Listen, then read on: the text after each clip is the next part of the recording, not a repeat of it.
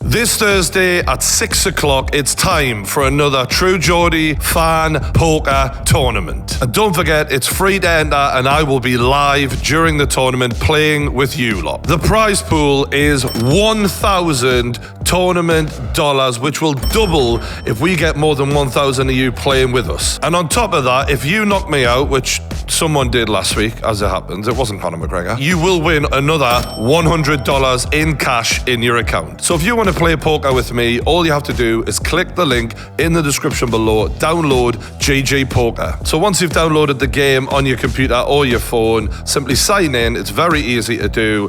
Go on tournaments, search True Geordie, and then click on that tournament, and the password is double down. So I'll see you there at 6 o'clock on Thursday. Don't forget, send the link to as many of your mates as you can, because the more of you playing, the more tournament dollars we can win. Don't forget, you have to be 18 to play. Terms and conditions apply. Play responsibly, and you have to be in the UK or Ireland to take part. Thanks for watching. Now enjoy the video.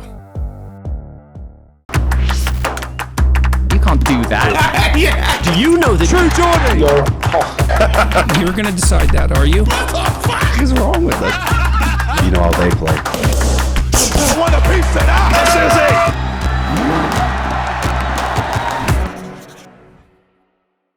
Welcome back to the True Geordie podcast. Today's guest is an old friend of mine. One of my originals, actually. Yeah. You're on the Hall of Fame and everything now. Man, I Dr. think we Esho. were for... What word was it that I said so many times that they were counting to see? I can't. Mate, this audience is savage.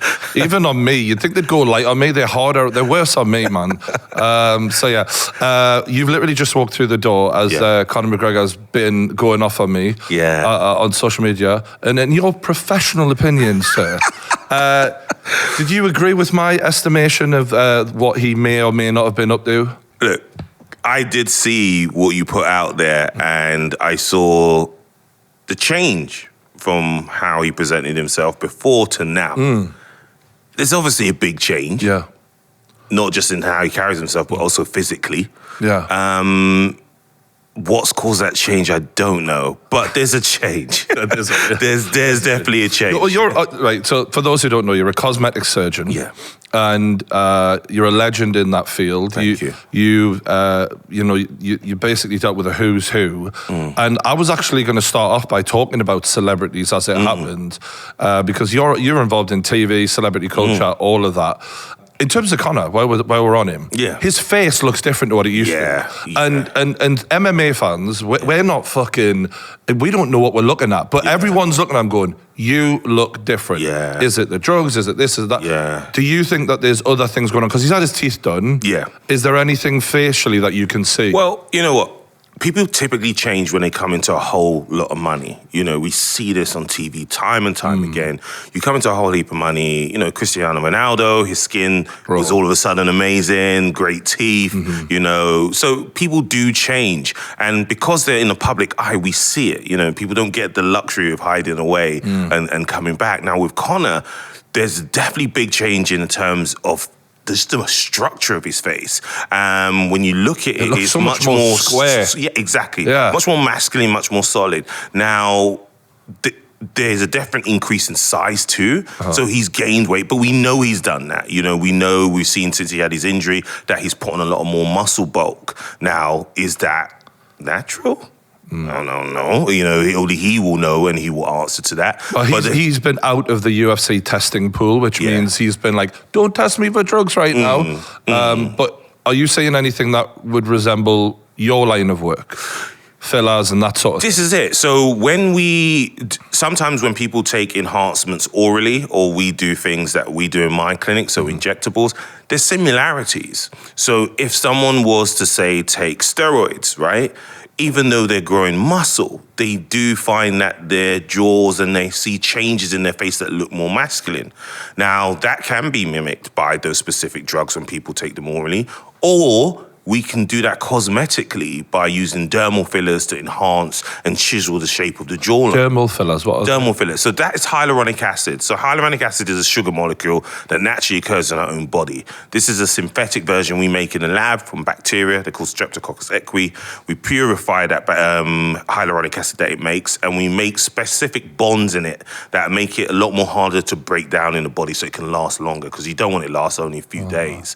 And when we inject that in specific spaces, we can do a lot of things. We can inject hyaluronic acid to hydrate the skin, to change the shape and different contours of the face, to make it more masculine, more feminine. You know, in the right hands, you can do almost anything with these injectables. So you've seen many celebrities that have had that transformation with Connor that might be not athletes and have that question around performance-enhancing drugs, that have had injectables or surgery that have made them look more masculine. Yeah, and I actually noticed it's a big pull. Is it Zac Efron? He had... Yes. Your eyes lit up. Yeah. His face went from quite soft and teenage boyish to very jawline chisel. Yeah. So he said that, I think, allegedly he had an accident, and because of that, it was the way his jaw was aligned or something like that. I must have missed that episode in medical school. I Wow. don't know. But I think there was definitely a big change. And you could see it in terms of the shape of his jaw, how he looked, and also as well, sometimes we get this kind of puffier look when things have been over-treated. The reason between that is because hyaluronic acid, it's an amazing molecule. It can hold up to 100 times more its own weight in water.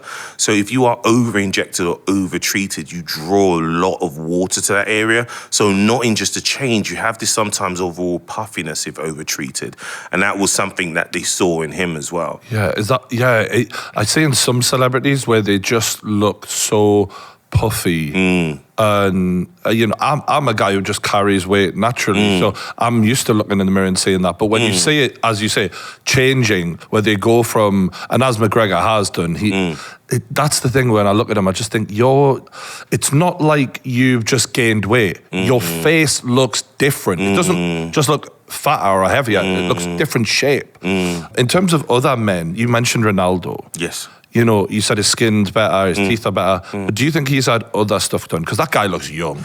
Yeah, so he's got great genes, and obviously he takes care of himself. So when you train that much and you've got such a strict diet, which he's famous about, he just drinks water, no alcohol. So when you're doing that, that's always going to reflect in your skin and your body. So that's going to look great. But he does look, again, many different ways, in the sense there's not that many wrinkles there. If you look he's 38. Yeah, he's 38. All right. And don't get me wrong, I haven't got many, black doesn't crack and all of that. But like with him, his skin wasn't really good before. He had acne. If you look back at the previous Man United things, and acne scarring. None of that really is there anymore. So to get rid of that, he definitely would have had to, or I believe would have had to have definitely laser resurfacing sessions. That's using an energy laser to take off that scar tissue from the skin. And then to limit the skin from forming lines and wrinkles that you would expect at his age, a small amount of Botox. That's an injection that relaxes line and wrinkles. Now, he's also invested in many different projects, but I know he's got a hair loss or PRP clinic or beauty salon. So he's not aware of these things, and he has invested it from a business sense. So you never know. It may have been from an investment to trial and see. You never know. Well, one guy who I'm 99% sure has had hair replacement, and he's a footballer, is David Beckham. Yeah. His hair looks so different nowadays. Yeah. And he's aged amazingly. He's aged well, and this is it. So when people talk about aesthetics or injectables, they worry, because, we're talking about the extremes of the changes that we've seen, in Conor McGregor, Zac Efron. But David Beckham is such a good example of where people go, well, he's aged well. He's done stuff, but I'm not sure what. And actually, that's what it is 99% of the time. When you do these treatments, people age well. They just look great. You don't know what they've quite had, but they look great. And so he's done it that smart way. Whereas you see some people where they've kind of gone in too much, then it becomes obvious, or it doesn't look quite right. Yeah, you're looking for the natural look. Yeah. But it isn't natural. But it isn't natural. Yeah, this is it. It's like that kind of injecting freshness. Is like, he just went on a holiday, had a new diet, new workout plan. What is it? I don't know what it is. Actually, it's been to your clinic. In terms of, I want to bring up a couple of other men, because my audience is predominantly male, obviously. Some people who did it really badly. Simon Cowell. Ooh, yeah. What went wrong? Because Simon was a good-looking older man. And the longer it went on and the more... And he just looks like a car crash, if we're being brutally honest. When you're looking at that, what do you see and what's your feelings as a practitioner yourself in that field? Like, do you feel like he's been let down or... Yeah, no, it is upsetting and you do feel let down because then it adds to the narrative that these treatments make you look abnormal and fake and you shouldn't do them and you shouldn't mess with yourself and such. Definitely had a facelift, hasn't he? It's hard to say. So he definitely has had a combination of treatments and he has admitted to having some of those in the press. Because if not, we can only say allegedly, can't we? You know, but he definitely has had a lot of changes. And what his changes are typical of a lot of men, where sometimes these treatments shouldn't try and change you and make you look like someone else. They should try and improve you, keep you fresher, make you just feel maybe a few years younger. But sometimes the goal goes too far. They go, I want to look like when I was in my 20s. No, you're not going to look like you were in your 20s. And by injecting so much stuff in, that's where you get that pillow face or that puffiness in that area. And you could see it in the way his skin was, in the way he was smiling. It didn't look good. And one of the biggest things also to tell is how the face moves. So it's not just the look, but it's how the face moves after. If you've got a whole heap of product in the wrong places, you're not going to move your face in the same way that you did beforehand. And that change in the movement, the change how you look in terms of comparisons, how he was able to smile before, and then that you could tell that the stuff wasn't done well. It makes me feel really awkward when you're talking to someone like that. You're kind of like... You feel like a deer in the headlights. So like, I don't know how to pretend like you don't look like a crazy person right now. And there was one guy in the YouTube community called Brian Callen, who's a podcaster on an MMA podcast. And I think he turned 50. And he had his eyelids done. And I was shocked at how well it went. He didn't, to my knowledge, he didn't have anything else done but his eyelids. And it made him look so much younger immediately. Is that something that's happening more and more with men? Yeah. Men in terms of the aesthetic market, used to make up about 5%. Okay. Right? And in the last, I would say 3 years now, they make up to 15 to 20% globally. Wow. And that's a big change. It's now, we find it, even though there's still a lot more stigma, we still find it more acceptable. Yeah. And you can see this. If you go into a sneaker store or when you're buying trainers, you don't just see trainers anymore. You see a grooming section right next to there. You'll see hair products, not for me and you, but like things like that across there. You will see that now, or beard or different things. They're recognizing that men are part of this conversation, but there is still a lot of stigma in there. And I think a lot of guys don't want to speak about it. I know with my group of mates, they'll be listening to this, I won't expose any names, but I was in the kitchen the other day, we just had a barbecue in the nice weather. And my mate came up to me and he just whispered to me, he said, what cream's that on your face? And I was like, why are you whispering? Why are we whispering in the house? As if you've got class A drugs. Yeah, I know. I was like, there's no one else in there. No, why are we whispering? And he was like, what are you using your face? I was like, yeah, it's a vitamin C moisturizer. He's like, okay, can you write that down for me? And I was like, mate, we don't need to whisper. It's okay to want about. But he was, knowing what I do and knowing I've done this for a long time, still uncomfortable to speak to me about it. So it just shows if him in that scenario is the general public, still men-wise, find it very difficult. Michael Jackson. Ooh. The worst of the worst, in my opinion. And he was someone who denied plastic surgery until the day he died. I mean, he denied a lot of things. But when you look at him, what level of insanity are we talking in terms of the people providing the medical care to him? What does that make you think about? I think it's a very sad case because he was obviously a very talented man in what he was doing. And I think it shows sometimes the pressures of celebrity, right? It's a loss of identity. I think he was almost rejecting what he saw of himself to become something else. And yes, I know there was many theories about vitiligo, that's a skin condition that makes you whiter and everything else. But there was clear changes in the shape of the nose, the jaw, the features, the cheeks that you could see, particularly coming on to later life, that had to be surgery. But then he's not all to blame as well. It's the physicians too, or the practitioners that do this. They have a responsibility to say no. So yes, you've got on the other half someone that is seeking these treatments for the wrong reasons, and then you've got someone that's fulfilling them for the wrong reasons as well. And when you have that mixed together, I think that's when you get scenarios like that are some of the baddest cases. What has Kim Kardashian done for your industry? Ooh, I would say what she has done is popularize plastic surgery or cosmetic treatments. So she's put it on a platform where it wasn't as much spoken about before. And it's hard to say. It's sometimes unfair because when I hear, is it the Kardashians to blame? I don't think it's the Kardashians themselves. It's social media. But they are one of the biggest social media stars. But if you look at social media as a platform, that's probably been the biggest catalyst to educate and tell people what can be done. People go there now for their news, their information, their procedures. And even patients, when they come to see me, they're doing their research on there. Mm-hmm. They're sending me links from different pages from around the world. Or do you do this? Can this be done? Is this real? So people are getting all of that information, but then also driven by the pressure of it. So then they're looking at images of other people they see on there, and they're like, how does that person look that way?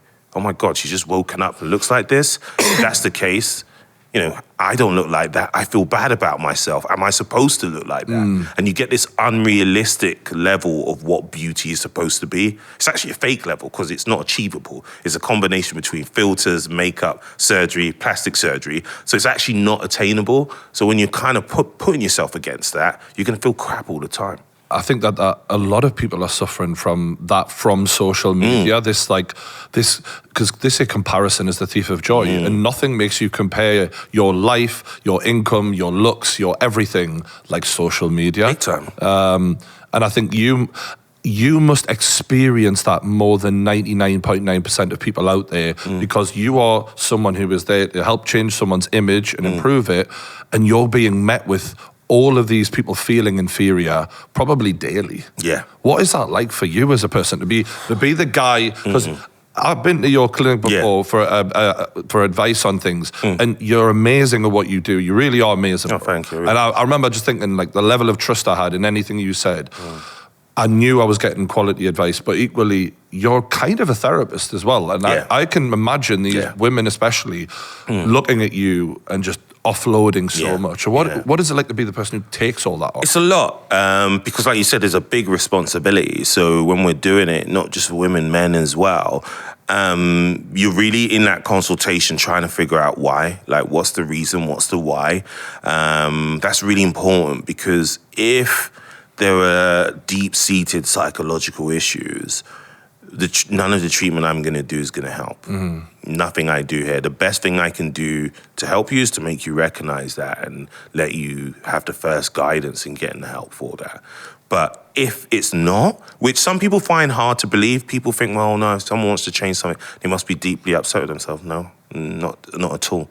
We change ourselves every single day. If we were all natural, which I hate that term, we would be all running around barefoot, naked and hairy. We're not. We all change ourselves in some form or way since we've been born. It's just the level of that change. And then it's, okay, where do you draw that line? But it's one of the oldest things in human history. Like tattooing goes back thousands of years, for example. Like the first person to dye their hair, people would have been, oh my God, you're crazy. And I talk about teeth a lot, cosmetic treatments to teeth.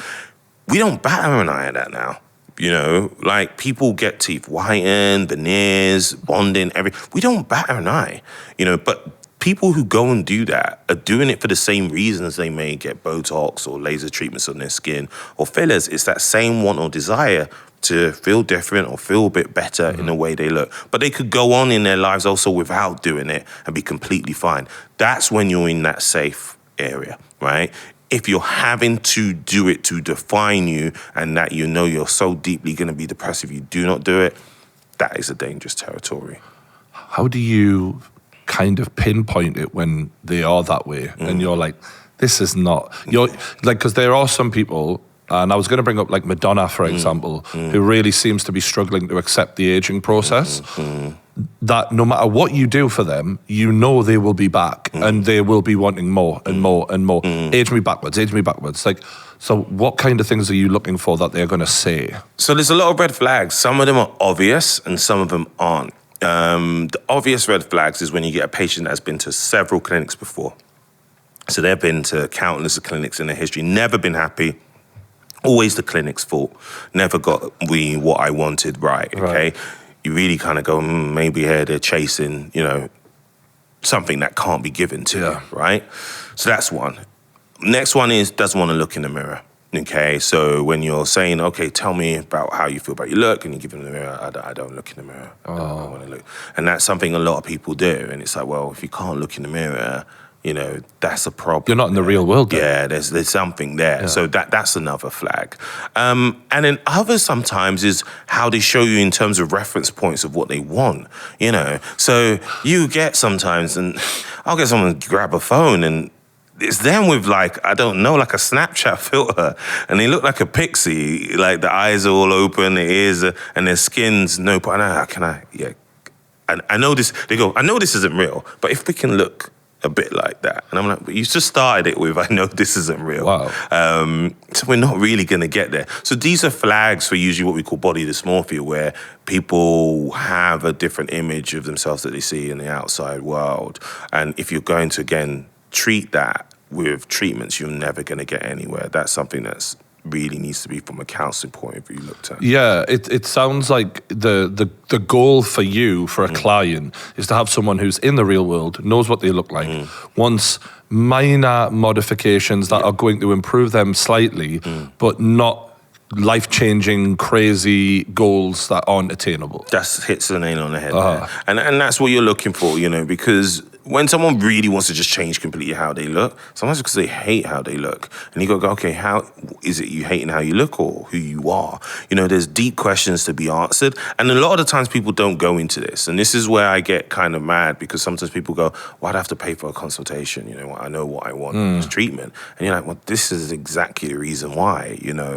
consultations is not just a quote for the job, It's not like it's also for you as well. Yeah, exactly. For me to decide, am I going to do this? Am I going to say no? Because I can say no, and I do say no. So I think people forget that that's such an important part, because it's keeping them safe as well as the practitioners. It must be frustrating for you, because clearly you really value reputation, credibility, and the end product at the end of the day. So you're coming in and you're potentially rejecting money because you're saying, look, I don't want your money because this isn't going to end well. But then there are surgeons, who I'm sure you're aware of, who won't do that. No. And they're bringing the overall reputation of the industry down. Yeah. Have you ever, I don't know, wanted to get in contact with one of these guys or say something to them, or you've seen the state that someone's arrived to you in, and then you're doing a reparal job, and felt like, what the are these playing at? Yeah, there was one place I did, they were not a legitimate practice, as they would say. They were not medical practitioners, no qualifications, and I kept getting referrals from that same place. Wow. And at that point, I thought, okay, I've got to do something here. Now, it was a bit harder because they're not medical, there's no one for them to answer to. There's no regulatory body. I'm GMC, there's NMC for nurses, GDC for dentists. Am I right in guessing that this was lip-related? Yes, you were. Okay, because there's a lot of beauticians who are getting needles and just pop, pop, pop, pop, and changing people's lips and stuff like that. And I'm seeing, when I did my research, there was like freak shows left, right and centre from these people who aren't doctors themselves. Yeah, completely that. And, I was getting a lot of cases of these. And I can actually say, I won't say the name of the place, but I will say the setup. And I was so surprised. This is how so easy people get caught in these setups. So they would go to this place. They didn't know it was a house. They'll go to the house and knock at the door. It's a random guy comes to the door, right? Says to them, is it their name? They go, yeah. Says to come in. That's the first red flag there, I would think, right? Because you turn up at this house, it's not a clinic. Yeah. Some random guy, not the practitioner who was female, is just asked you to come into this house. Okay. Do you want to die? You go in there. So then it was like, sit down in this living room. So they sit down in the living room. Then they get given a milkshake. Who gives you a milkshake in this day and age? Unless you are trying to hide something that's in a drink. You've offered me a nice beverage of water, a closed can of Coke. If you offered me like just a milkshake out randomly out of the blue, I'd be like, why are you offering me a milkshake for? So they're sitting there. Someone drank this milkshake. I was like, you didn't have your kidneys taken when you woke up or something. So then they said, okay, come follow me. So they go through the garden and they're going down to the shed at the back. No way. Yeah. Opens the shed at the back. There's a lady sitting in there. There's a chair in there. She says, lay down. She does the injections. Bam, bam, bam. Does in 5 minutes. Gone. They're out the house, and that's it. How much roughly are they charging? So it was between anywhere, because they were doing half a mil to a mil. So it was like 65 quid to 100 quid, which is quite cheap, right? I mean, their overheads are low. Yeah, the overheads are low. We're doing it in the shed. We're doing it in the shed. Fuck. You know, and a milkshake, which I don't know how much costs to make. Jesus. But like, there's so many red flags in that whole story to go. You would hope people would go, I'm leaving this. But you get this deer caught in headlights and you keep going. So I contacted them and I said, like, look, I've had about like 12 of your patients now. And I'm concerned about this. I don't know where to take this, but you need to look into this. Got blocked off all social media, got blocked off everything in terms of them. Couldn't even like try to call. Then I tried to email, got no email response at that point. And it was one that I took legal advice and I'm like, well, Dr. Esho here, you can't really do much in this situation because it's up to the individuals. You know, they actually, unfortunately, with our law, aren't doing anything illegal. There's no law to prevent non-medical practitioners having treatments. There's none. So, and what are the worst case scenario here in the event of someone jacking your lips up? Like, how bad can it get? Oh, it can get really bad. So I start from like kind of mild to like the end form. So infection can progress onto something called abscess formation. That's when you have pockets of pus in the area that's been injected because the infections become too progressive. You can get bleeding, bruising, hematomas. These are big blood clots in the actual lip itself.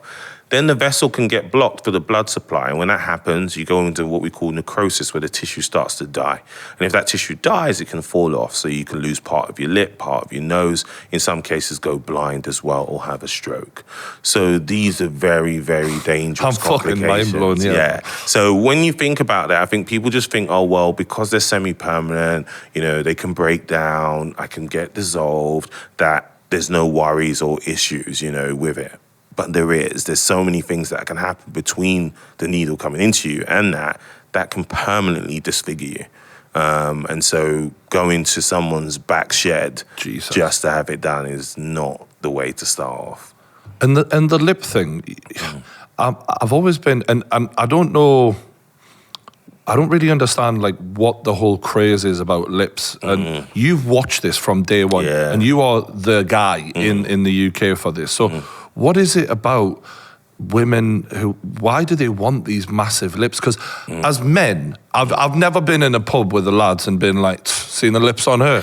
Like, it's not something, so I don't know if it's for us as much as it's for women who feel competitive with their other women and Instagram and all of that. So what do you think the reason is? You know what? It is for us in a way, in a subconscious way. Okay, so if we go back, like even to kind of medieval time or prehistoric times, when we used to look and we see a lip to us would represent lips down below. Okay. So when we looked at that, it would represent the fertility of the woman and different things. So this was a sign of attractiveness to us, right? I suppose in cartoons, that's why they were always big hips, big lips, and everything else. Then you add on top of that when we look at, they've done scientific studies when they see the eyes, when they track and look at people, one of the first things we look at is the eyes, the second is the lips. So you've probably already done that subconsciously as you go through in your assessment, but you just don't know you've done it. So from that side that is there, from the female side or the men's side, because men get them done as well, when they're looking in the mirror, again, it's forming part of this upside down triangle, right? So this triangle where you kind of connect the eyes and then the bottom of the mouth. And this is your kind of triangle of change where people focus on and they look at these areas as things that, okay, in this area, I feel like I need to change something. And many times the fulminant point, the lips, becomes that focus. And they go, it's that I want to do to improve how I look, or that. It may not be the right thing, but because it's such a focal point, there's a big focus on it from there.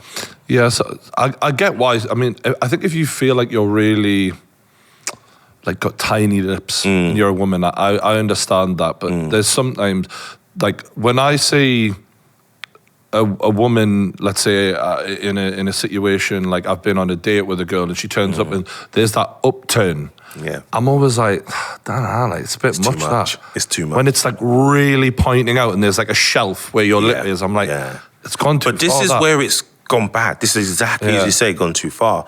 The majority of the times when it's done well, you won't notice. You will just think, oh my God, she's got natural, lovely, full lips. Yeah. You know, they look great. You won't know, oh, Dr. Esho has done them. You know, you just won't know. But it's those times that when it looks bad, we kind of all register in our head and think about, right? You know, I see it all the time and I'm like, oh my God, this is like so bad.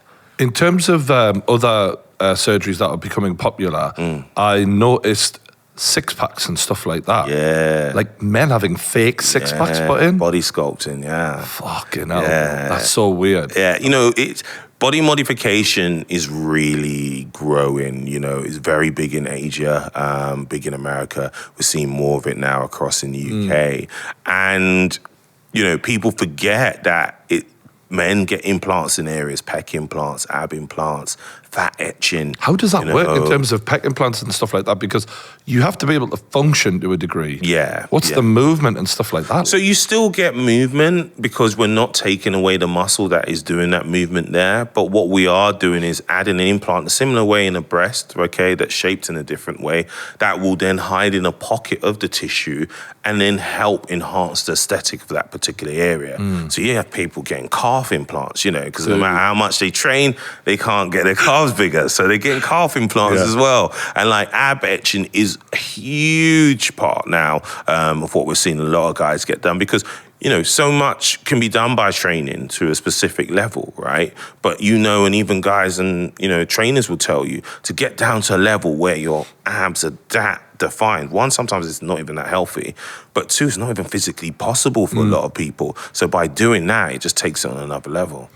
In terms of BBLs, right, I really want to talk about this because I've met a girl with a BBL before and it looked good. Yeah. I wasn't like, there's a big fake BBL. Yeah. It just looked like a big butt. Yeah. And from what I understand, they take the fat from your other body part, put it in there. But when I was doing my research, I didn't realize how dangerous it is. Serious. It's the thing that seems to cause the most issues, if I'm not mistaken. No, you're right. It has like, I think, a fatality of 1 in 1,000. Okay, Wow. So that's a lot. And people forget it's serious surgery, you know, and people going abroad on it to do it on the cheap, you know, in hotel rooms and craziness like that. Wow. Whereas I think it's because the procedure's trivialized because, like you say, you just say, oh, they take fat and they put it away. What we don't realize is when we're taking away a lot of fat from the body, so liposuction in the first place, that's a very dangerous procedure because we're losing a lot of water, we're losing a lot of blood. So there's a big shift in the compartments of our body in terms of the amount of fluid. That puts a big strain on the heart and the lungs, first off. You're doing that, and then you're placing this product in the gluteal region on the bum, where essentially there's large vessels where this can enter into. And if it does enter into those vessels, particularly veins and things that take blood away from the body, it can take clogged bits of fat and end up embolizing or blocking the lung, which then again puts strain on the heart, which then results in cardiac arrest and death. So there are big things that can happen. It's not just as simple as take it out, put it in somewhere else.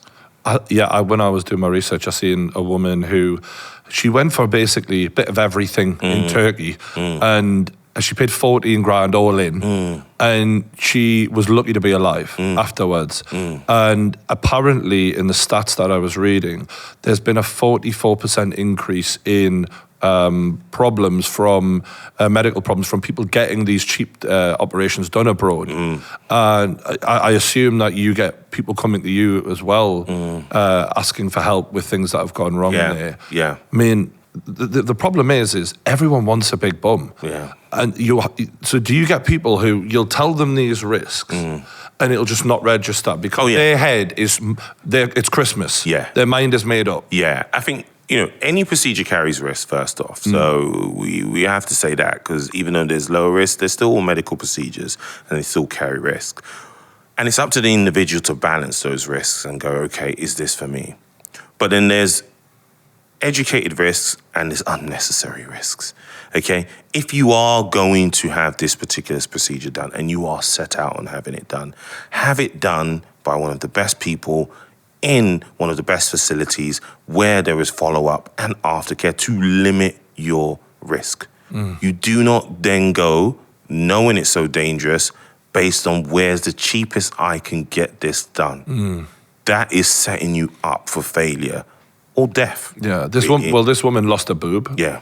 It just died on her, I guess. It just blew my mind, and I did feel sorry for her, but equally, it's like it's becoming that thing that you read in the newspapers where you're like, online rather, standard. Yeah. It's a bit sad because a lot of people don't get sympathy for it, isn't it? Yeah. Because a lot of people you'll see it in the comments are going, oh, well, they shouldn't be messing with themselves, they shouldn't be doing that. Yes, really, but no one really deserves to die, that shouldn't be there. It's a sad case. The one other thing I really wanted to talk about in regards to the male side, and I sent you a link for this beforehand because I was like, I don't even...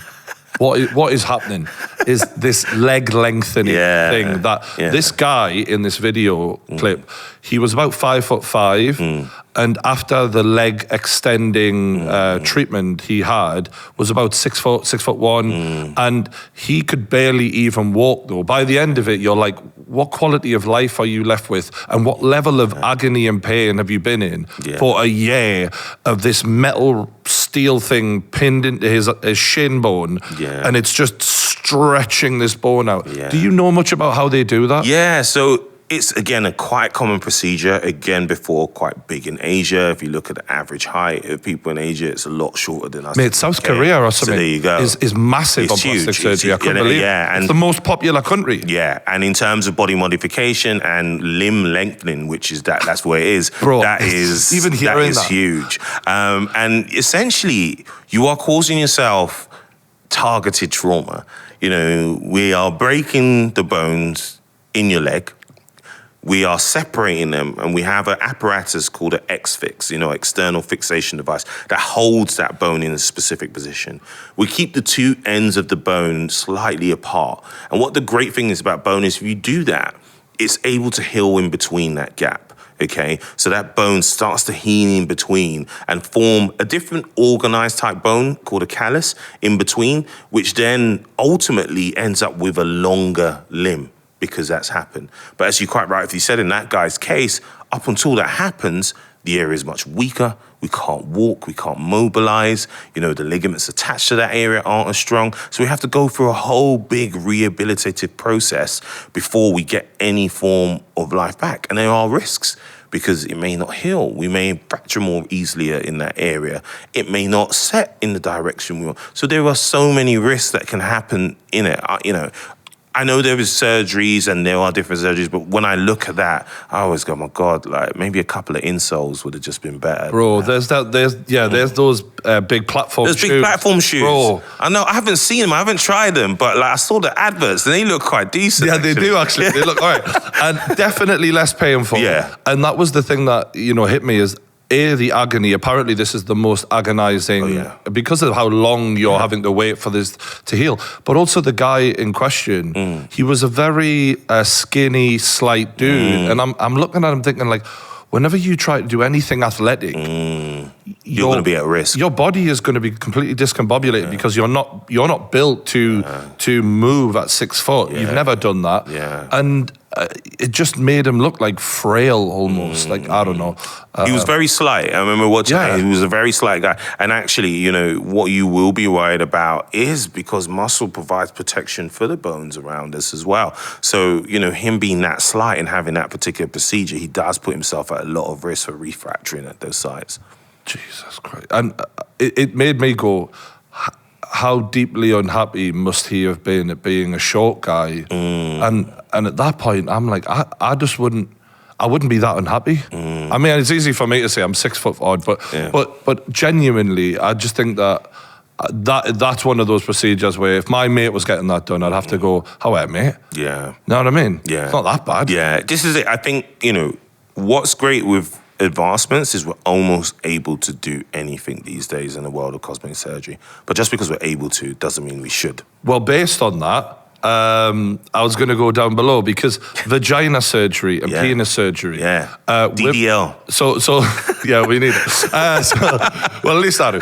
No, the vagina thing though, like for a start, women obviously feel self-conscious about how their vaginas look, and porn definitely played a role when That all plays of a the huge role. Yeah, the porn stars were all getting that done, where the labia and the lips and stuff like that were being trimmed down. And therefore, I guess the sensitivity and all sorts of things can be changed. Are you aware of how that is done, what the procedure's like? Yeah, so what you're talking about there is a labiaplasty, where you are altering the outside skin or lips of the vagina. That can be done in a number of ways. We can use laser. We can use surgery to cut away. We can also use dermal fillers. So we just talked about those. Some people have dermal fillers injected in specific places to plump up the area or smooth out the wrinkles in the area too. So there's a lot that can be done. Bro, you blew my mind. Fucking hell. So yeah, there's a lot can be done. But I think, going back to what you were saying, is porn and a lot of imagery has triggered a lot of people to do this, because it's almost made people look and say, well, mine doesn't look like that. So there must be something wrong with mine. When actually, if they actually really saw the variations that they would see that they're quite normal. Yeah, I mean, I've never seen two vaginas that look identical. They're all very different, is the point. And I'm pretty sure dicks are the same for women. In terms of them, penises, what were we saying? DDL. Is there anything happening in there? Yeah, DDL, Dominican dick lift. Really? That is... What is that? So essentially, it can be done in many different ways. So I've seen it done in the wrong way. And if there's any guys listening to this, please do not do it, because there's a bit of a trend of doing it where people have injected Vaseline into the area. Whoa. So what is the premise of a DDL? So premise of a DDL, a bit like a BBL, is to make the area bigger. Okay. More girth, more length in the actual area. Is that with erection or flaccid? Both. Oh, fucking hell. Yeah, okay, no wonder the men are fucking checking it out. Well, this is it. So, and there's been a few cases where people have researched and have seen, by adding Vaseline into the foreskin area or around the actual shaft of the penis, that they can do that. They forget it can be quite toxic, and it can cause problems and issues. And actually, I was on a show where there was a guy that had done that, and we had to remove that from him. So, it's not good. So, guys, please don't go ahead and do that if you're thinking. When you said you had to remove it from him, what kind of, if you could describe, what state was the penis in? Oh, so what he had got to this stage now was he was in a stage of chronic pain. It caused a lot of inflammation, tenderness. He couldn't have sex. He was in permanent pain in the area. And he was having a lot of infections due to it. But he had done it based on seeing research online that people, these DIY, the sites, and people say, injecting Vaseline in the area. He injected himself with it? Yeah. Bro. Yeah. Be real, did he, size-wise? It was thicker.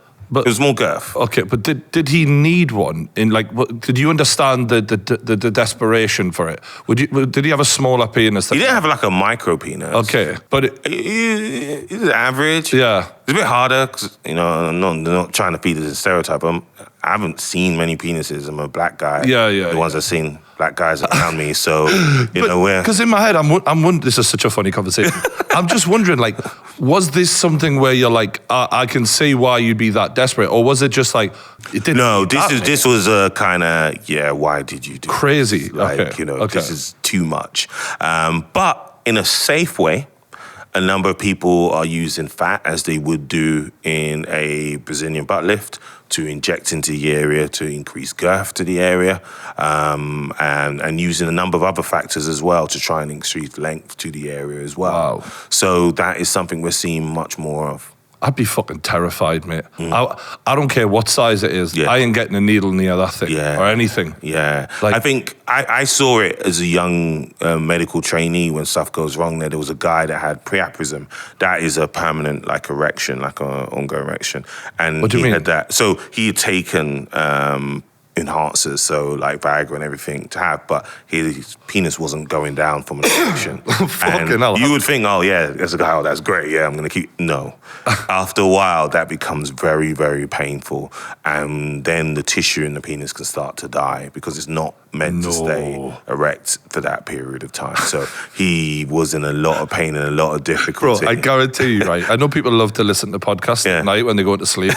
No one's sleeping through this shit right now. No. Wow. When I saw that, I was like, even as a doctor, I was like, I am never messing with that shit. Like, I'm not. I don't care what the reward is. No, exactly. It's not worth the risk. It's not, no. And that's what I guess that's what it comes down to with this sort of stuff. And actually, one interesting thing is now we are creating penises for trans people. Yes. And I wondered if you'd treated many trans people and what that had been like and just any interesting information, because I'll be honest, I have no idea what they go through. Yeah. And I definitely want to have one on the podcast at some point so I can get more of an understanding. But I've seen a little thing where they were taking skin off someone's arm to create a penis.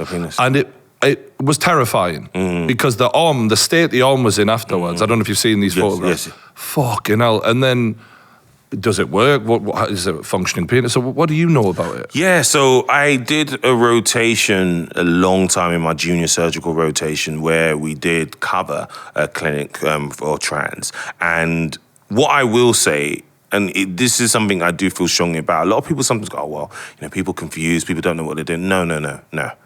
The process to transition is so complex and has so many factors behind it, so many psychological evaluations, so many hormones, you put your body through so much. No one does that because of a phase. No one does that because they confused.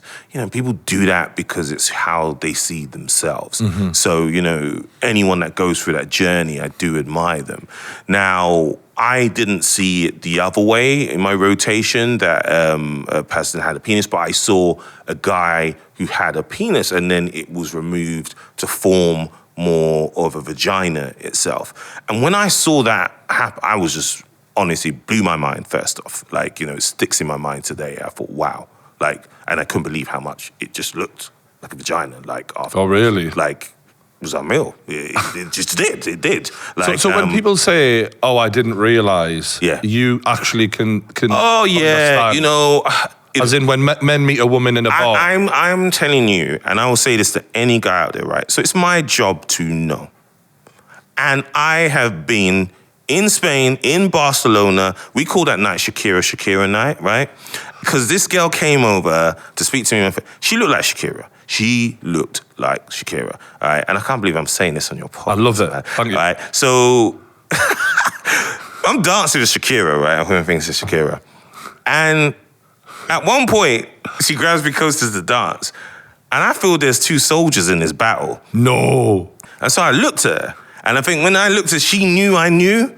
And at that point, she kind of pushed me against the wall. And she was like, you judge me, da-da-da-da. And she knew. And I wasn't. I was just taken back. I mean, naturally. In that way. And I thought I was dancing with Shakira. Yeah. I didn't think I had competition. But then that's when I said it. I said it to my mates and I say it to people because they get in so many situations like, I never knew, I couldn't know. Oh, I would know. No, my friends. Surgery is so detailed today in the changes to the face, the body, and everything else that there's something you wouldn't know. You wouldn't, and that's it. Some people have surgery so much so that they look more female than some females. I went on dating apps recently. Well, not that recent, but a while back. And the amount of, they were openly trans in their bios, but the amount of people when you're swiping around and you go like, fucking hell, I'm glad that's in the bio. Because I would never. No, you won't. And that's how, again, when we talk about, when things are getting done bad, this is a very good example of how things can be when you look well. The fact that you can then take someone from a man to woman and you would not know. In terms of the vagina that you're creating from the penis, how does that process go? Can you remember? Parts of it. So the skin of the shaft of the penis was used to form part of the labial skin. Okay, so it was almost peeled back like a banana. So yeah, in that way, and to form that, so it still had the sensation and the sensitivity that it would get, and so it was mimicking that part in there. I literally, again, as I say, for me, it was the most fascinating. I remember I had my surgical mask on, but my mouth was open during that procedure, and I just was like, wow, I've never seen something so complex but amazing in the same time.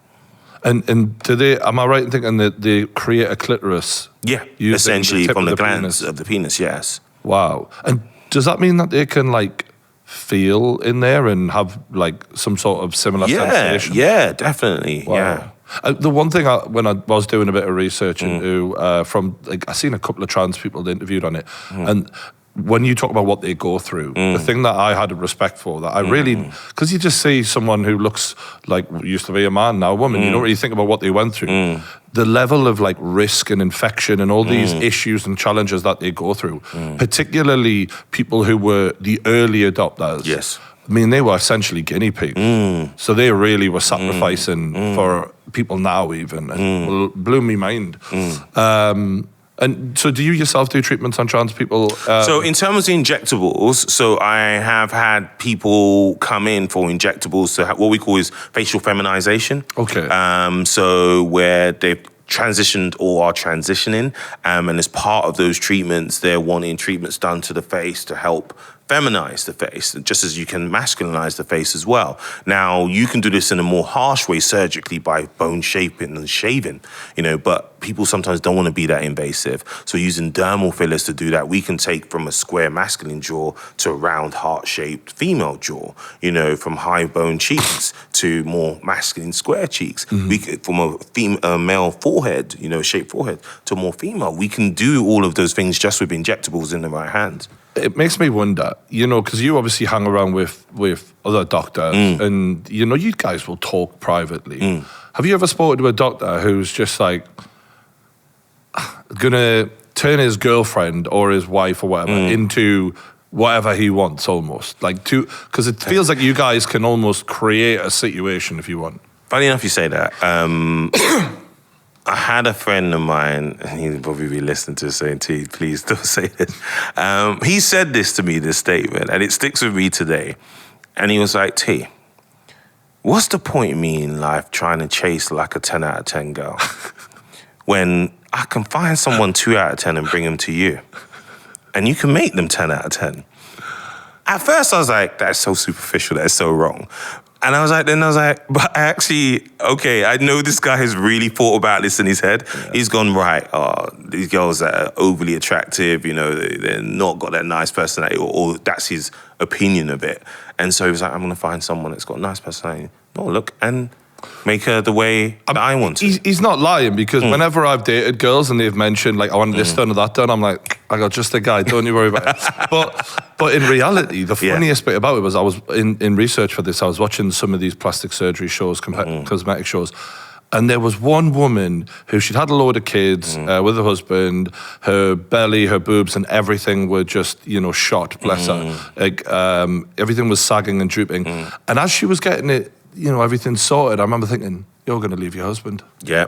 And I don't know, I just think like, because you mentioned, we haven't been making love and all of that, I don't feel confident. And I was like, you're going to get your groove back and you're going to think, I'm a new me and I can do better than you. Yeah. Do you see a little bit of that? Well, funny enough, that was literally my answer I said to my mate, because I said there was a show called The Swan. It's not on anymore. I don't know if you saw it. It was amazing. It was like the best surgical transformation show. Like, you got given a personal trainer, a nutritionist, a dentist, surgery, everything. So that person, exactly as you said, it was usually a couple, husband brought the wife in or wife brought the husband in, was like, family, like, we want this for them and everything. And all of a sudden, they come out looking like a Sports Illustrated model, right?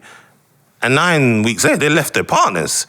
They've gone and found someone else, So this was breaking up couples. So they started to do people at the same time. Wow. So they were like, rather than just doing one, they were like, right, we're doing couples makeover, both of you changing in that way. It's funny how people are, though. Everyone, as much as we all want to be, I love this person, this, that, and the other, but like, we are animals and we do grade on looks and people do feel like they outgrow people, level up and all of that. And I watch this YouTube guy, he's passed away now, called Kevin Samuels. And he's an image consultant, or he was, and he grades people and he breaks it down so well.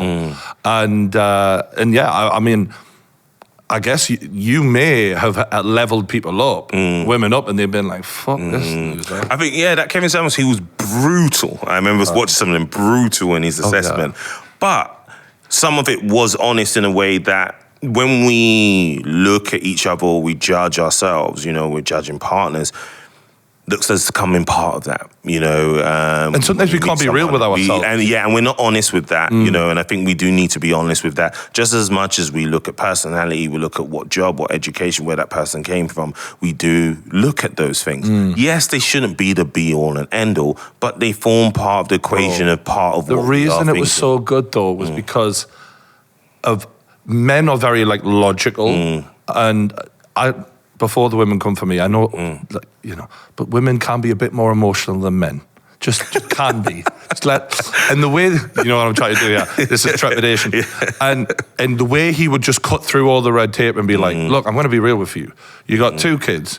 You're a 6 out of 10 at best. And he would just break it down and be like, you're expecting to get a man who's earning over 100 grand a year or whatever. Meanwhile, what are you bringing to the table? And the amount of them that would look at him and you could see it fucking hell, he's right. And man, that guy was fucking... But then they would flip it the other way and they would do it to men too. Because I remember he would do it to men, and I would see when he did it to men and he was like, well, how do you expect, this woman to want to be with you? You can't help take care of yourself. I think where he kind of sometimes goes into that realm is that word, isn't it? It's that toxic masculinity where I think sometimes it pushes a bit. It's got part of the honesty in it, part of it, but it may push it a bit too far in how you deliver the message. There was an element of rudeness, which don't get me wrong, and entertainment-wise, it was fucking fantastic.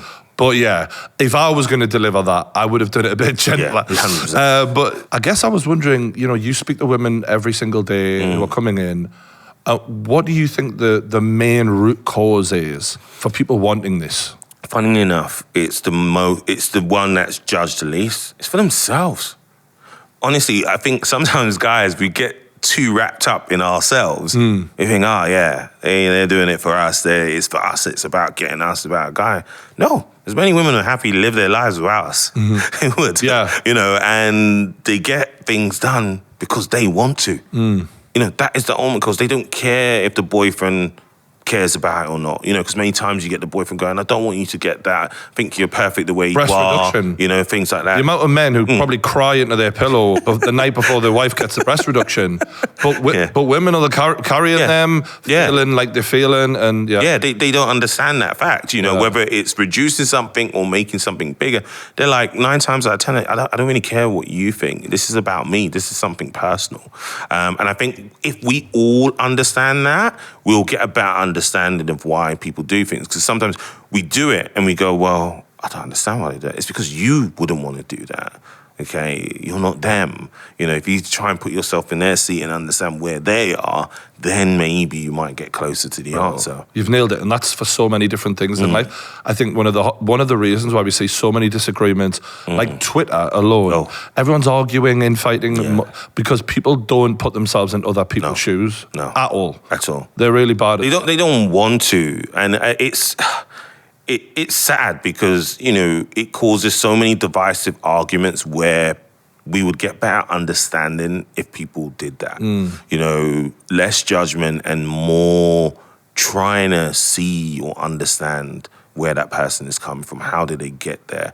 What's in the space? Because if the end goal was just to dismiss something, then what's the point? Exactly, and it's funny because in this podcast, I've had so many different people on lately who've been a bit controversial, and the amount of people in the comments who complain or why are you doing this? And I'm like, because I want to have conversations with people who are completely different to me, from different backgrounds, because how else am I going to, if I was just talking to a kid from Newcastle, it'd be like, well, I know everything about him. Me and him grew up together. That's how we first met, I remember we were on a train and, the lady in the train comes and asks, do we want the vegan meal? And we're like, do we look like vegans? But then at the same time, we were told, if you look at us, we were like literally total opposite.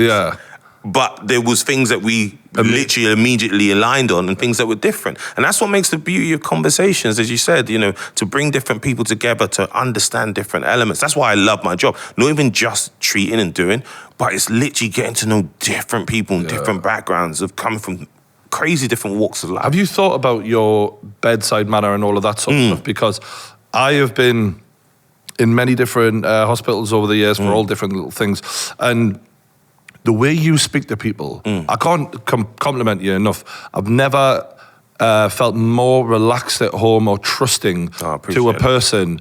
I remember just thinking, this guy, he's an ultimate professional, but also like the way you talk, you're very like, we're going to do this and then we're going to do that.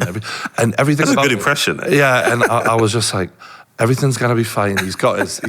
And so have you consciously worked on that? I don't think I've consciously done it. It's just because I've done it for a while now. You know, done this for about 10 years, getting old, man. And it's just like, it becomes subconscious. I think when you're confident in your ability, so that bit's out the window. I'm never thinking about or worrying about, oh, I can't do this. You know, so that bit's done. So really after that, it's just really focusing on the person. And it's getting to know people and read their behaviors because you have to adjust it. You know, they may be the person that needs so much detail. So they're that type of person. So if I was just to go, oh, I'm just going to do this, do that, they'll be like, oh, no, what do you mean? Yeah. This. So you don't have patience. Yeah. Or the person that doesn't want to deal and literally just wants me to skip to the grand picture of how things are going to look. I think when you understand that, that's when the magic happens. That's when you're in that kind of sweet spot where people will trust you because they get that part. What about, you know, with emotional people who break down and stuff, I'm sure that must happen. Yeah. Whether it be when they first come in and they're not happy, or whether they see a result that they're really happy with. How do you deal with someone who's dreadfully unhappy or whatever, and they're... It's hard, it varies, right? As a doctor, you're able to detach and you're able to show empathy. You should be able to do your job. But when it links into, say, something that's happened in your thing, so my dad died of cancer a year ago. I'm so sorry. And I know he was a hero. Yeah, exactly. He's the reason I'm here. And when then I have people that break down, so a lot of people that, when people come for change again, as I said, one of the things is for themselves. Sometimes it's a life event, whether it's a divorce, illness, someone's died, you know, and being died up there, a lot of times it's cancer. You know, there was one patient recently, and yeah, it upsets me for speaking about it, but I hadn't seen her for about 2 years, and she came in, and I hadn't seen her. She saw in the notes that she hadn't been for 2 years, and you know, I said, "Oh, how are you?" And she was like, "Oh yeah, sorry, I've not been here. You know, I was trying for a baby. I had a baby boy." I said, "Oh my God, congratulations!" Because you know, I got 2 kids with dads, and she was like, "Oh no, he died." Fuck. And I was like, "What?" And she was like, "Yeah, he died when he was 4 months old," and started to break down. This kind of thing that happened, and no matter how much you can detach yourself, it's a very difficult situation. You know, I felt emotional. My therapist that was in the room felt emotional. And, you know, what she was doing was she was going back to work. And this had drained her mentally and physically. When she looked in the mirror, she didn't see what she used to see, you know. So again, people talking about, oh, it must be a deep cycle. No, she just wanted to see herself again. Yeah. She felt she had aged in the process. You will. Of course she would. Okay. So this was what the treatment was about. Freshen her skin, do any treatments, anything to do that. We did. I didn't charge her. And I told her I can't, you know, and we just did that. And I just did that for her because I just physically couldn't. But you're a fucking lovely person. Nah, man. But like, it just shows you the different reasons for people to drive to want and do things, and it can be quite hard. And so again, it's just not having that judgment because we just never know people's reasons. You mentioned before, and I hope you don't mind me going in on this about your dad, because if there was a few things I took from my first interview with you, one of the things was you and your dad. Yeah. Because you and me, one of the things we connected on were a bit of difficult kids. Yeah. Needed that masculine role model there to put us in our place. Yeah, discipline. Yeah, because for some young lads, love and niceness. not gonna Doesn't work. do it. We need fear. We need respect. Yeah. We need the Mufasa in the corner. That's Know what I mean? Yeah. And your dad certainly sounded like that. So how are you coping and how are you feeling about the whole thing? Because I remember he really put you on the right path. Yeah. So with my dad, it's still surreal. When I think about it and I talk about it, it's still surreal. What upsets me a lot is my job, like I get called the body fixer, right? Because I'm able to fix all these things. And the one person I couldn't fix was my dad. Mm-hmm. And that really upsets me. And maybe it's why part of my job I work even harder because I find it therapeutic. I fix all these other stuff to compensate for the fact I couldn't. Mm-hmm. He had prostate cancer. He hid it from us, some of the symptoms, because particularly culturally, Black, African, we don't talk about those things. We need to talk more about that. We did it. Men are just bad at that. Just bad at that until you add all those factors in, and unfortunately we couldn't save him and it was too late. So it was more of treatment and palliative care. And I remember being in there like the day that he died later on that day, and he was in the bed. And anyone that's been with a relative that is dying, there's a certain breathing pattern they have towards the end. And I remember saying to him, going, it's okay. Yes, bro. Because I knew for him, his biggest thing was making sure we're okay. And so I wanted to make sure for him that he knew we will be okay.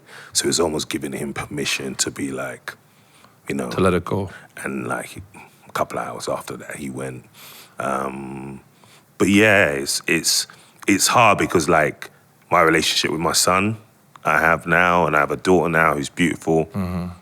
It's one of those things you look and you go, man, I never want them to know that pain, but they're gonna know it one day, and we can't control that. I mean, look, the main thing is, like you said with your patient, it's not supposed to be that way. Yeah. It's supposed to be the way you had it, where you see him off. And that really stuck with me about you, All these years later, I think I interviewed you in 2016. Yeah, it was a long time ago, man. And it was one of those things where I thought, God, that man must be so proud of his son to come from where you come from, like me, working class, to being a leader in your field. So, for him, at that moment, he couldn't feel anything other than I did my job properly. Yeah. And he certainly did. You know what's crazy though? For him, he never lent into it to allow himself to enjoy it too much, because he had been there, as a Black man coming across into this country, and he saw what can happen sometimes when people build you up. Mm-hmm. There's people there trying to attack you, and whether it was front cover of a magazine or anything, I would show my dad and be like, oh, Dad, this. He'd be like, no, good, but, be careful. And I'd be, what do you mean, Dad? And he'll be like, son, it's just the way the world works. Because they're not going to come for your qualifications, because they're there for everybody to see. They're not going to come for you for your skills, because they're there for everybody to see. So it'll be your character. So that's the thing that people these days do. They come for character because there's people that don't know you. So it can cast a doubt, it can cast a shadow. And so wise words. And so he was just like, you just have to be strong. For that time, he would always say that to me. And he was right, and I think, when I know we've gone off piece, from kind of surgery onto fatherhood. Yeah, I love it. But to have that vision so strong, it's something now that I definitely, instill my son from now. He's 4 years old, and I really, really focus on that for him now to do that. And it's weird because I see myself becoming my dad now in the way I am. I honestly, it's mental in many different ways. But yeah, no, my only worry is that Roman, my son, he has everything now. We were talking about it and how, we didn't have those bits. So the hunger was there, you had that driving force, but the hunger was there. Mm-hmm. How do you get hungry waking up in this big house, everything you want, your own playroom, all these cars, or everything, and we're not spoiling him. you know, because they're always making work for stuff. But his reality is different. It is possible. If you understand the carrot and stick and you keep them aligned with that. I do respect Nigel Benn and Connor Benn because Connor Benn always says, I grew up with a silver spoon, but if anything, he seems to use it as a way of a chip on his shoulder. Like, you're not going to make me into this rich boy. I'm going to outwork you. Yeah. You know, so that it is possible, but I definitely think it is, on the one hand, you have all the advantages, all the education and all of that, but I think you'll be fine because, you know what, from everything you've taught me about you and your dad's relationship, your old man's always in there. He is. To let you know this is what you need right now. You know what I mean? He is. He's always on speaker to you. But sometimes it's subconscious. You know, my son, like, I'll give an example, because like in lockdown, you know, all he saw was his house for a lot of time. So when we were out of lockdown, you know, we took him round to one of his friends at school for the first time. And the first time he went to the house. And I remember he came out the room looking distressed. And I was like, what's wrong, son? He says he hasn't got a playroom. And I said, what do you mean? He said, I wanted to play, where's the playroom? He said, there's no playroom. I said, yeah, because you just play here. And he couldn't understand it. Yeah. But it wasn't because he was spoiled. It was because it was his reality. It was because in this house, there's a playroom. But it was something that was so subconscious that we didn't even know had gone into his mind to tell him. You know, we had to sit him down and go, look, not everyone has a playroom, you know, and everything there. But if that didn't happen, I would have not known as a parent to subconsciously tell him specifically that point. I mean, you've done amazingly well, and I've seen pictures of your house, and it's absolutely stunning. And you've worked your arse off for that, and you've earned it. You've done the best job for your kids, mate. And in regards to losing a parent, as I lost my mother, the one thing that I think the weirdest thing in the first year that I remember thinking is, it's so weird to not be able to talk to you. My whole reality always has been, you know, I wake up in the morning, have breakfast, breathe air, sun shines, and my mum is there. Yeah. So to not have that constant, it's like all of a sudden you wake up one day and everyone's swimming in the ocean around you. Like, it's just bizarre. I had to stop driving home because my routine was when I finished work, I would jump in the car, I would go 5 minutes on, I know Dad starts flashing up on the dashboard. Yeah. He's gonna call, I have a call with him, how's your day, talk about mum, call your mum, you know, all those types of things. And each time I was in that journey back, I was looking down at my thing, waiting for it to call. Like, voicemails now, I don't delete them. They're there. I still text, like, so it's been a year. I text on, I know it's not going to anywhere, but I text the phone. I think it's so healthy to do that. Happy birthday, Dad, you know. Yeah. So, yeah, that's the biggest thing, the finality, that's the word, the finality. It is, mate. Right? You know, and it really doesn't hit until each first of everything. So, you know, first Father's Day without him, first Christmas that we had without him, his first birthday, it's gone. Like, you don't really hit into it, you know. We luckily made a memorial bench done for him in the Canavero Park in Wimbledon. So I go down and I sit on that a lot and I talk to him and I have my thoughts in there.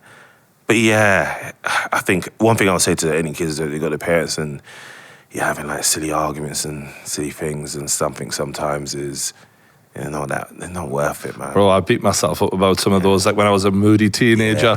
I remember, but going back to what you were saying, it's been obviously a few more years for me. And the one thing I can say that gives me comfort is when you're that close and you have all those conversations to pull from, the tiny little details of, oh, remember when we did this thing and that thing, they fade, but the essence of who they are, that never leaves you. It literally is like crystallized in your mind. And whether it be the first or the fifth year or the sixth year or whatever, I really feel like I really know her and she's there. And the worry early on is what if it slips away? Yeah. But that it just doesn't happen. Yeah. It literally never happens.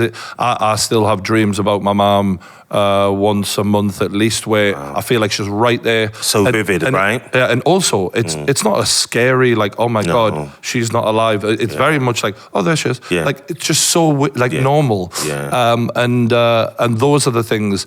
And one thing I remember a really close person to me saying is, it's the closeness in the relationship you have with that person that will actually take you through their death. Yeah. That's actually that strength and that bond and that love, as painful as their death is, it's actually what carries you through, because for people who didn't have that, it's so much harder because what they're pulling from, they're in agony because they wish they had more, whereas you had everything you wanted. Yeah, you know? No, you're right. It was, I think for me, it was how my dad would have wanted to be like as a man. You know, that is what kind of pulled me through.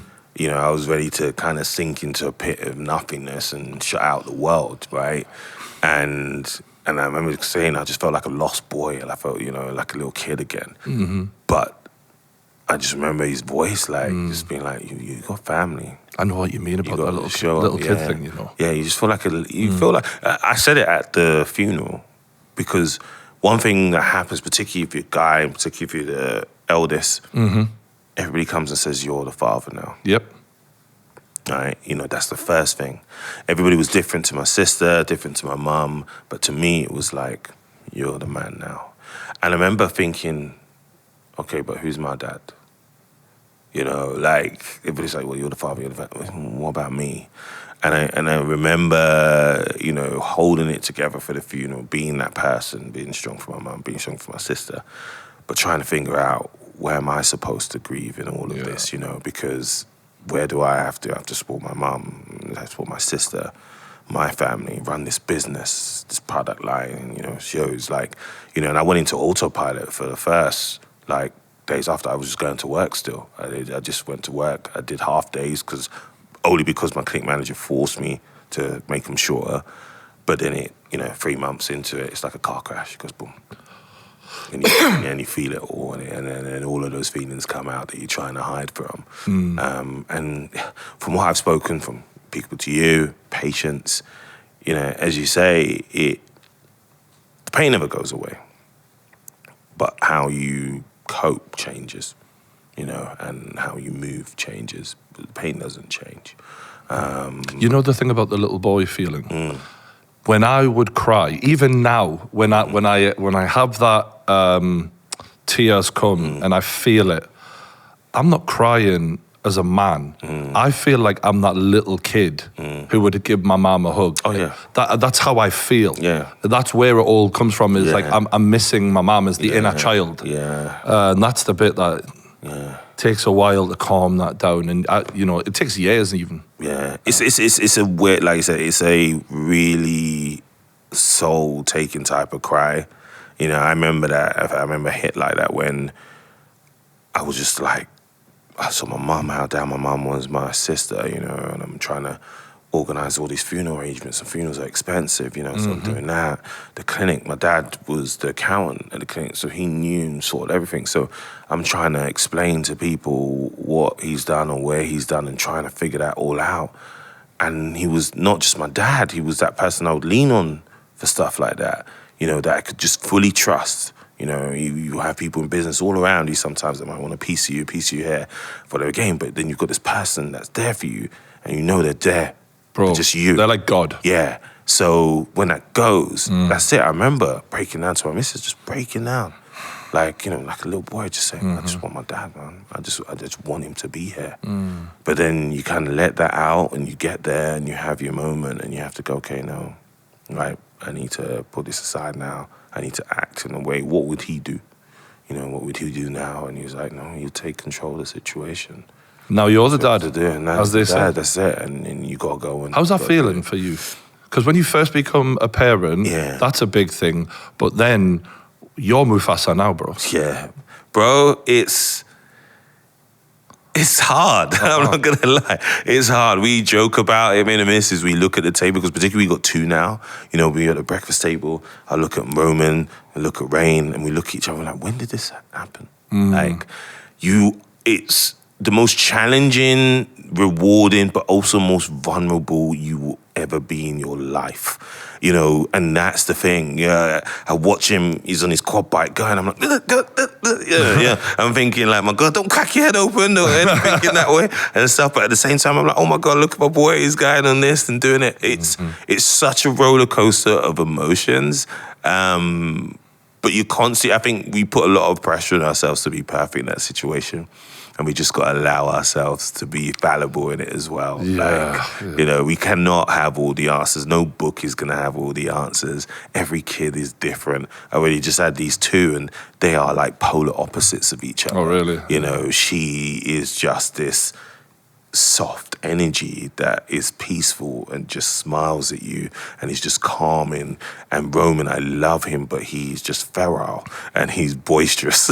It's just the definition of masculinity and femininity. Yeah, they are literally that in that way. But again, I feel very blessed to experience both. And, you are. And see both and do. But yeah, but then on top of that, then afterwards, you start your own mortality, man. That's the bit that gets me now. Oh, really? Like, you start thinking, like, I'm not going to be here forever. You know, I'm not. Do you not think that's a blessing in its own right? It is and not, you know, because it's not a nice I guess fault, it's not a nice fault. It's one of those where when life is good, right, you want it to, you don't want it, do you? It's like a holiday. You go on this holiday, but you don't want it to end. It's this amazing experience. Like, please, let's rinse and repeat and continue, right? And I guess at some point, you would get to that point. But when you're not there, you're like, my God.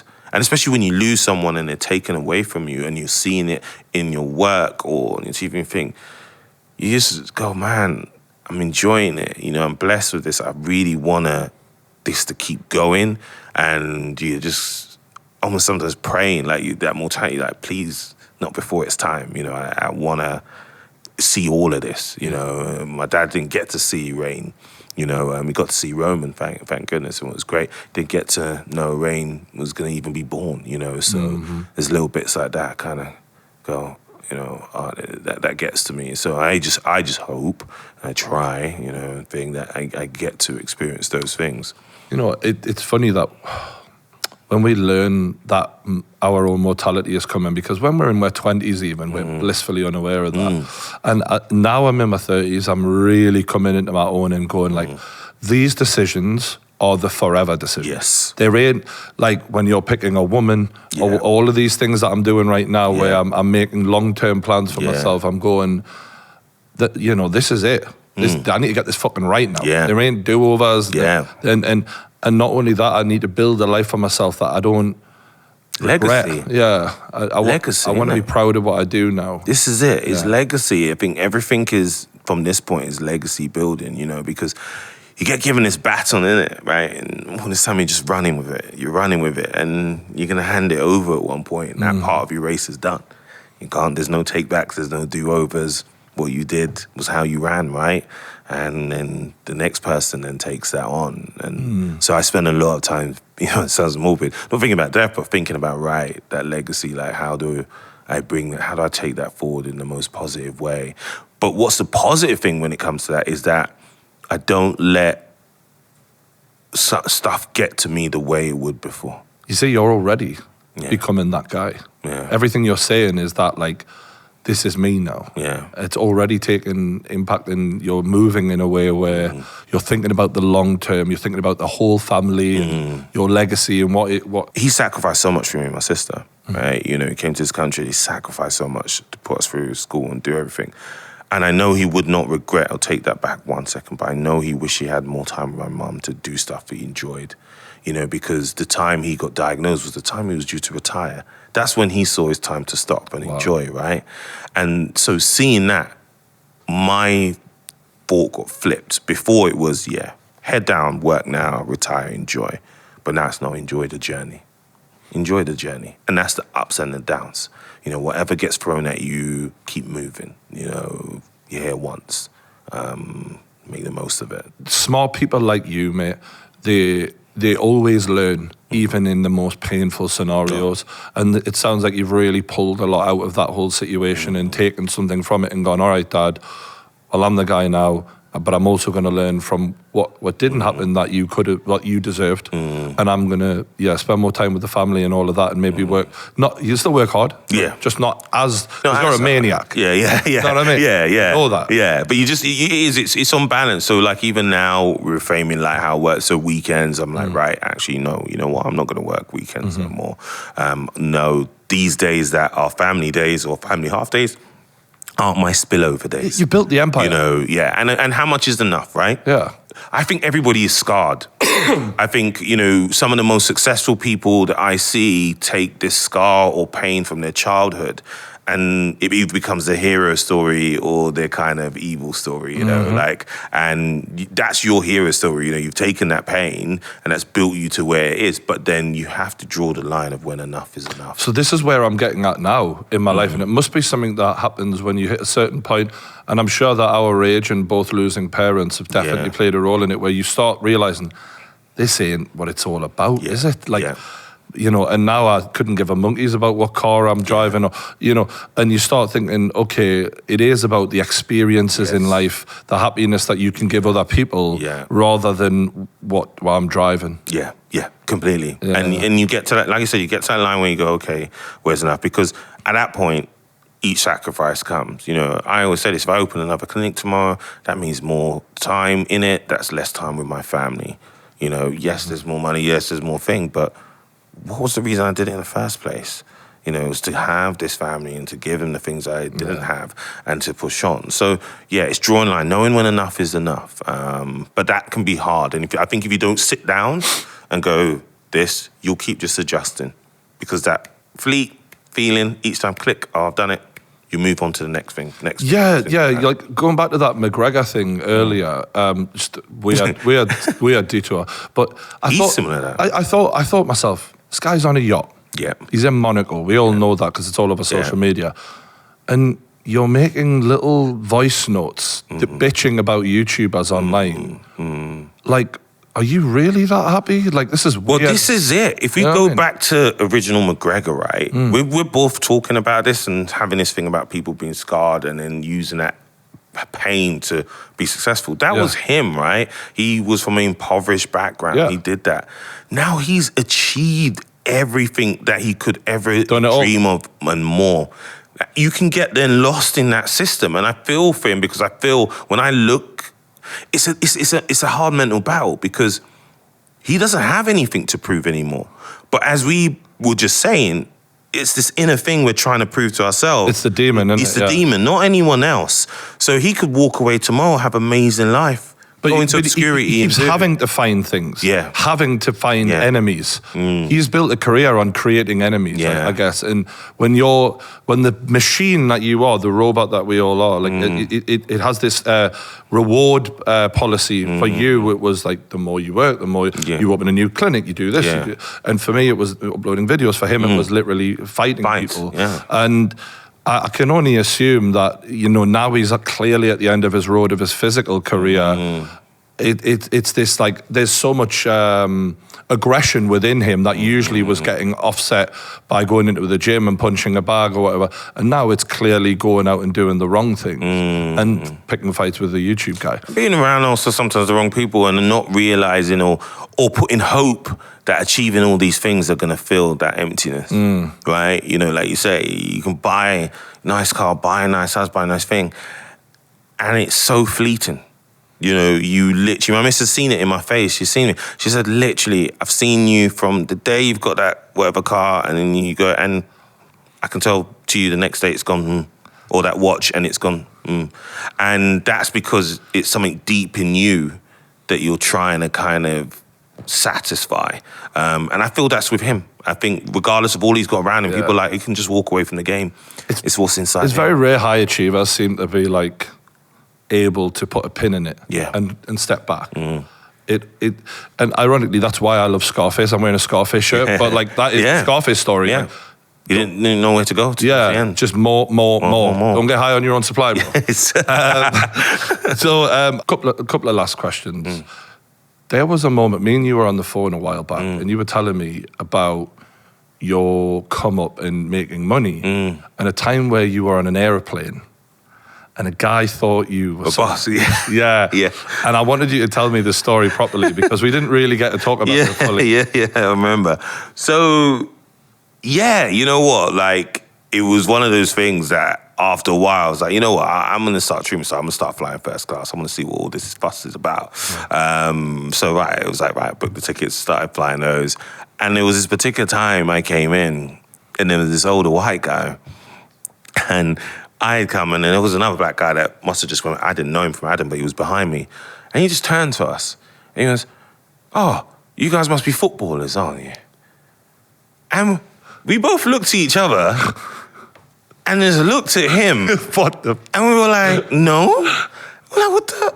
Like, but he said it so freely. Yeah. And it wasn't even a joke. And he just was flustered after that. He was like, oh, sorry. and went. And I thought, my God, like First class treats you well. This is it. And you know what? I think it's something unfortunately I've had to get used to. I really believe I shouldn't get used to it, but it's one of the things that I'm like, man, my son, even though he's mixed, race, I even say he's still not going to be seen as white. So look, I'm going to have to teach you about these things. Whereas people assume sometimes in these particular areas, if you're in there, you've either had to play sport to get there. They can't think of you as anything else, not as educated or professional in that way. One big example, not even that story, it didn't get into, was when I first moved onto the estate I was on. And you live on, just for clarity, one of the nicest estates. Yeah, they call it like, was it the UK's Beverly Hills or whatever? That sort of thing, a nickname.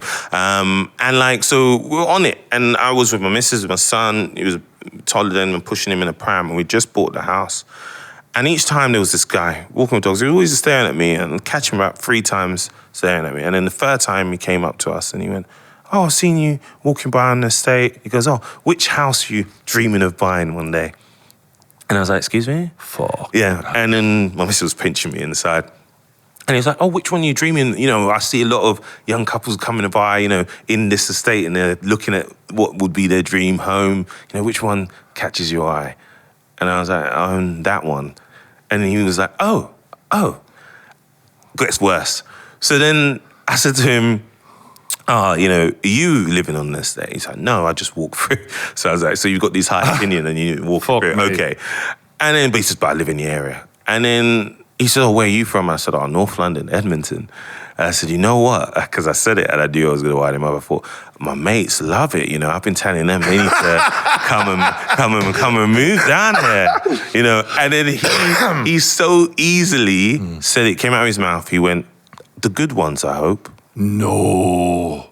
Yeah. Fucking yeah. And then literally my missus moved me on, said, oh, have a good day and thing. I said, did you hear what he said? She was like, babe, some people you can't help. And I was just like, but he was so free in it. You know what it is? Because you've reached a level of wealth, though, that's like, that is out of like normal people's dream. Like, you know what I mean? So you're now getting to the wealthiest level where people just have no level of respect. Nothing. No filter. Yeah. Nothing. Isn't it weird how you think the higher up you go, in theory, the nicer people and, oh, we're all well-mannered. It's the opposite. No. They almost speak to me like I'm some anomaly. So sometimes there'll be conversations where they're talking about people growing up in my area. Oh, right. And then they'll be like, oh, but not you. You're different. you're different, Esho. You're different. And you're like, no, I'm not. You know, and these are my friends, the people this is the problem about. That your son now, you're going to have conversations with your son, I guess, that your dad never had with you. Yeah. You're kind of making it up now. Yeah. Because you grew up in an area where you were very normal and everything was cool. Yeah. But now you're going to have to prepare him, rather, for what might come. Yeah, 100%. I always say, I'm assuming the school he's going to go to, he will be... In school that he goes to already now, one of his classmates, you know, the dad's flying around in a jet, you know, like, it's that level. And so when they see that, it's their world. It becomes normal. Right. You know, and it's trying to say, this isn't a normal world, son, you know. And, you know, we definitely do. You know, I already got a Go Henry card. I'm teaching him about money, everything in that way. And I'm really, really kind of strict on, you know, not him getting gifts. Like, you can give him educational stuff. You can give him books. You can put money on his Go Henry card. And then we can discuss how he's going to spend it. And he understands it. But despite that, there's an environment around him that I can't control, and he sees every day, and that's his reality. You know, as you said, you know, I remember having to have the conversation with him about me being black, you know, because, you know, he was like, oh, how come your skin's black, Dada? You know, and I was like, oh, because I love the innocence of children back there. It's the innocence in his head. He said it so innocently. Yeah. And he was like, oh, I'm different, though. And I said, yeah, you know, and Mommy's different. I said, yeah, you know, we're mixed. You're the best of both worlds. That's what I always say to me, the best of both worlds. And he gets it. But then I do worry about how he's seen, and, you know, when you get that level of ignorance there that's around you, you know, that can drive that chip, you know, that bit that you say makes you want to do more. You know, you sometimes are like this, you know, this imposter syndrome, right? So you're just like, these people make you feel you're not worthy of this. So I'm going to show you. I'm going to work harder, and I'm going to be better. You know, and it can be dangerous. You have to control it. Yeah, because nothing can take away their ignorance. Really. Yeah, exactly. Nothing will change them. So you've got to kind of almost back away from it, adjust it, and but as I said, you almost have to kind of get comfortable with it, which is not a nice thing. Yeah, it feels like you're going through a bit of a crossroads in your life right now. I think this is a really good time for you to come on the podcast. Yeah. Because you're definitely like evolving. Oh man, from when I first came to you in the podcast, don't get me wrong, you know, I was doing okay, I had nice. Yeah. But it's a totally polar opposite to now. Yeah. Like the things I've seen and get able to experience to do that, it's a total bit. But it's come with a whole different, I know people probably say, oh, you know, stop complaining, you've got all this. I know that. I know I'm privileged, do not get me wrong. I find that every day. But also it brings a whole new set of problems, you know, and sometimes people don't realise that. You know, as I said, where I grew up in North London and where it's quite impoverished, I was the normal, you know. There was a black person every day. You know, now, where I am, even though it's a beautiful area, you know, I walk down in the area, but everybody's kind of looking at me, kind of trying to figure out. Do you think you're that's it. Do you think there's a little bit of it now because you've had those horrible experiences as well, that in your own head you're psyching yourself out like, are they looking at me thinking this? Yeah. And you're now like, working yourself up for it as well. You do get into that way, but then sometimes it's justified. Because I remember when I just moved into that house, and I pulled up, and he was in a nice car, and I was outside, and there was a guy walking past, and I could see him through the mirror. He kind of walked past, went back, I saw his head coming back, and he was like, "Excuse me." I was like, "Yeah, hi." He goes, "Can I help you?" I was like, "No." And I kept on walking. You could see him like flustered, like, "What do you mean?" He says, "But I've not seen you here before." And I was like, "I know." And I kept going, you know, and to open the door. And you could see he was so frustrated in himself. It was like, identify yourself to me. You know, you aren't here, you know. Even from the time I just opened the key into the door and I looked back, you know, and he was still there standing from a distance. You know, it's just like, it's their problem, and it's a weird thing that no one ever tells you that you're going to experience when you're just innocently working hard, doing what's right for your family, following the good path, and then you get there and people go, "You don't belong here." Yeah. I was like, "Well, fucking work." Yeah, I worked so hard to get here, and now you're trying to push me back. You know, it is completely. Chris Rock did a bit about this once where he goes, I love it, man. I think you might have heard it before. He goes, you know which black people live on my block? He goes, Oprah, Jay-Z, me. He goes, best rapper ever, biggest TV personality ever, I'm the biggest comedian ever. He goes, you know who I live next door to? A white dentist. He's a fucking dentist. Like, and you know, and he was just like, he goes, a black man has to fly to get to where a white man can walk to. And there's some truth in that. There's some truth. There is some truth. And, you know, you feel it and you feel the added burden of it. I think, you know, it is a blessing and a burden because I think, you know, you're not just representing yourself, you're carrying a lot for other people, you know. You're the dream, bro. Yeah, and I get a lot. I get a lot of DMs, a lot of love from people in the community, and I'm very blessed from it, you know. They've been there for me when stuff hasn't gone exactly completely right as well. And they said, oh, you know, I saw this, you know, we've got you, you know, we've seen what they do to people. We know this. You know, people walk that road and seen it. So it works in both ways. Did you have people come after you and stuff like that for your character? 100%. And, God, no one's safe, are they? It's not. It's one of those things, like I said, my dad predicted it. I knew he said it, but I didn't know how much it would be.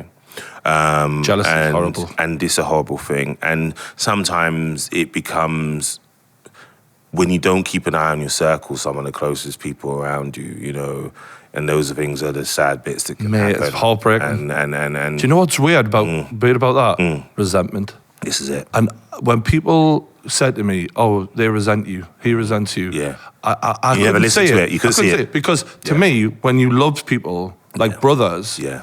you don't want to think that. You're like, nah. I know that they're not perfect, but like you only see resentment when the opportunity comes to stick the knife in. Completely. And that's when you're like, fuck me, you were right the whole time. This is it. You know, I had it similar. My missus, a niece, my particular pastor, they literally said, I don't like that pastor. And I was like, no, they're cool. Yeah. Thing. And I couldn't exactly that. And what it was resentment. It was like, even though I couldn't understand it because I wasn't built that way. Of course not. You're a winner. So Winners I'm focus like, on winning, bro. So I never focused that way. So it was like, you know, and I would help those people be everything. So I couldn't understand someone to know me to be that way would look to try and do something. I couldn't. But what was very blessing is, I always say this, and I say it's the kind of invisible PR, right? It's the stuff that you do when no one's watching, that when times like that comes, it helps you. Mate, you are that guy, by the way. Yeah. That's not, you don't give yourself enough credit. Like with that woman who'd lost her child, or during lockdowns, you offered your facilities up for free to the NHS. Yeah. You're a good bloke, man. I appreciate that, because it challenges you at time. When that happens, it makes you want to lean into it. Yeah, and it questions you. Almost start having again imposter syndrome, self-doubt. You start to think, God, you know, what did I do to deserve this? You know, what did I do? You know, what's this hard? Do you know the fact that you're asking that question though? Yeah. Because I've asked those questions. When your own friends fuck you over, you do go there in your head of like, was I a bad friend? Did you know? Like, and then the fact that you're soul searching about that, really digging, is because you're a good person. Yeah. Good. Arseholes don't do that. Yeah. Arseholes rewrite the story, make themselves the good guy, and then move on. Yeah. They don't do what you were doing. Yeah, and that's true. And I think the answer then becomes what's helped me in those times when they've happened is that it's actually not personal. You know, it's actually not personal. It's what you represent in that space. Yeah. Like you take yourself out and put X person doing that particular thing. All you are is a reflection for what they're not. Yeah. And that's what's making them not like you. Yeah. You're treating them well. Yeah. It's them, their inability to do what you're doing, which is fucking them over, which is them making them think you're the problem, when in reality, it's their problem. Yeah. And you're blowing my mind here, because this is a real conversation that I've been having with myself for a while. And it's just so funny how successful people like yourself, who you're a hometown hero. You know what I mean? Like people are going to be looking at you thinking, how could I do that? Or you're an inspiration to these people. And one question about, you know, the boys who you grew up with, because I remember you talking about them in the pod. Is there a little bit of you that ever feels, I don't know, a sense of guilt? You know what's so great? And I'm really, truly blessed to have these as my boys. And I would say that is that I've seen it in other relationships, but they have never, ever been that way. You know, I've been so blessed, like, you know, I was a shout out Fabian, shout out Roderick, you know, of course, of the Trinity, like, we're closest in that way. I love it. Like that, literally, my success has been their success. You know, that's great friends. It's honestly, I'm truly blessed to have these people in my life. There's never been a guilt. There's never been more. They've never expected more of me because I've earned a certain amount. But then also, I've never felt the same. You know, I can go and chill and do the cheapest, chillest thing with my friends, and we still have a good time. Still the same. Or give example, we're going all together to Beyonce on Sunday, you know what I mean, with our missuses. But I've paid, but I know for a fact they are going to try and give me money, but I'm not going to take it. And like, I know they are. And so this is how that relationship is wired up, where, you know, you get truly blessed to be in some of those situations. But I've then seen people that have come into my life later on, and they've totally not been that way. And, you know, they have, the more I've gone X way, the more they've become bit silent. Bro, You know, you're literally just speaking my change. life. Yeah, just this change. is mad. Yeah, just change. You notice it. It's just a bit different in the way that they're around you or not around you anymore. You know, the way that all of a sudden they are befriending people that spoke of you in a set way, and you're like, hold on, like, you know, why are you? So it's all of these when they things. meet you, in my opinion, I could be wrong, but when they meet you as not as a person, but as an opportunity. Yeah. A lot of the time, so you present yourself as an opportunity to them, and that's how they look at you permanently. But they just behave like a friend, and you think, oh, it's just a friend. But like when I look at the people in my life, in terms of the people who've had my back. It's a lot of them are the older guys who were there from day one. The ones, like, and you could have the realest conversations with them. They want nothing but the best for you. And then the ones who I met as true Geordie, they're a lot of the ones who, ironically, I'll see them on shows with other people who they've bitched about constantly to me. And I'm looking, just like what you just said, and I'm like, you don't even like that motherfucker? But now, because you can use him, you're with him. Okay. Because they're the next opportunity. You don't even like each other? Yeah. And it's so bizarre, but like, unfortunately, it's very, I don't want to disrespect women when I say this, but for men, for me, I look at it and I think, that's feminine, that. Like, you're behaving like bitchy women, like, you know what I mean? You're not real, you're not being true to what you claim to be about. And it's just unfortunate, but everything has a downside. And I think you and I both accept, like, you can't have everything great. And it's just one of those things that you don't see coming. Because when you come from nothing, no one tells you when you're working your balls off. There's no book. Yeah, there's no book on it. Nah. You know, even though my dad, can you imagine, my dad prophesized, you know, stuff. He was like saying, this is going to happen.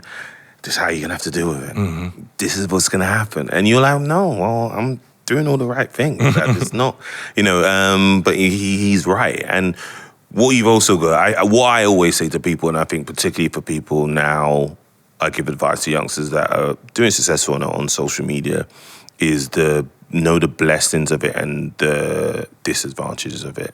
You know, I watched this Kevin Hart thing the other day, and I thought it was so right, because this guy, right, he's achieved so much, and he's had fuck-ups, and he was like, well, I'm a human.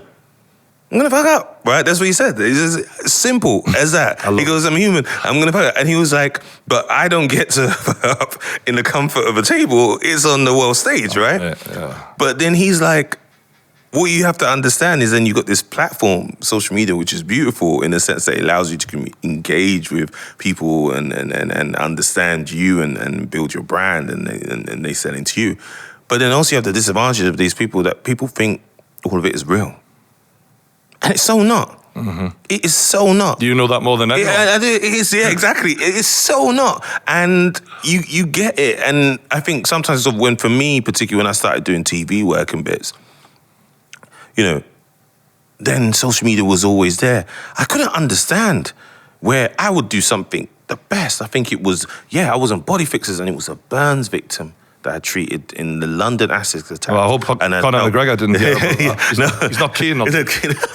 Yeah. You know what I mean? But I'd help heal her wounds with PRP, this innovative technology, and she was back to normal.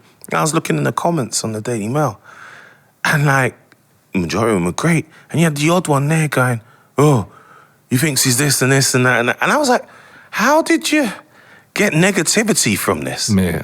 Where did negativity come into this? And I just decided at that point, some people are just angry. Not angry at you, just angry. And you're using that platform to do it. But those people aren't in reality. You know, those people never run up to you on the street and go, hi, I'm Ben 2468. And I said that you were this and this.